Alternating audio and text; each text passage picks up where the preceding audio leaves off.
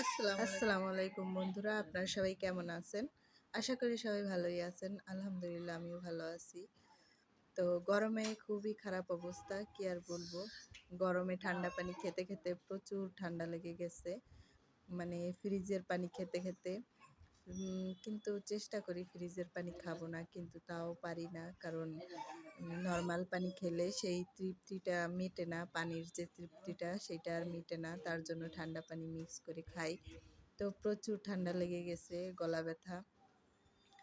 তো অবশ্য আমের সিজন চলতেছে, কাঁচা আমের সিজন।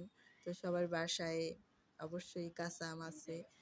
তো আমি বিশেষ করে কিছু খান আর না খান, অবশ্যই কাঁচা আমের শরবতটা ট্রাই করবেন সবাই। কারণ কাঁচা আমের শরবতটা এতটাই টেস্টি, কি বলবো। আমি গতকালকে কাঁচা আমের শরবত বানিয়ে খেয়েছিলাম, অনেক মজা লেগেছে আমার কাছে। তো আপনাদের সঙ্গে আমি সেই রেসিপিটা শেয়ার করব যে আমি কিভাবে কাঁচা আমের শরবত বানালাম। আপনারা অবশ্যই খেয়ে দেখবেন কাঁচা আমের শরবত।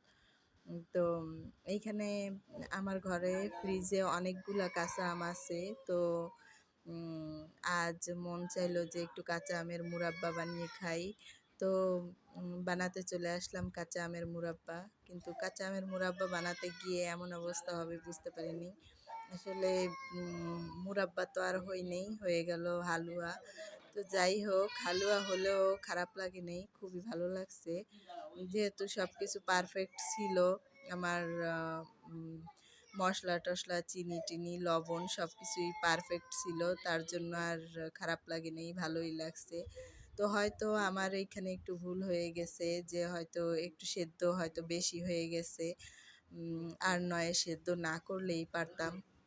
যেহেতু আমি ফার্স্ট টাইম মুরাব্বাটা বানিয়েছি, আগে পরে কখনো আমি মুরাব্বা বানাইনি। এই ফার্স্ট টাইম মুরাব্বা বানালাম। ইউটিউব থেকে আমি দেখে তারপরে বানালাম। তো যাই হোক, যাই হয়েছে, খারাপ হয়নি। আমার খেতে তো ভালোই লেগেছে, হালুয়া হোক আর যাই হোক। তো আপনারাও এভাবে ট্রাই করে দেখতে পারেন। কিন্তু আমার মতো হালুয়া কেউ বানায়েন না। যাতে সুন্দর হয় তেমনই বানায়েন। তো আজকের ভিডিও এই পর্যন্তই। আপনাদের ভালো লাগলে অবশ্যই লাইক, কমেন্ট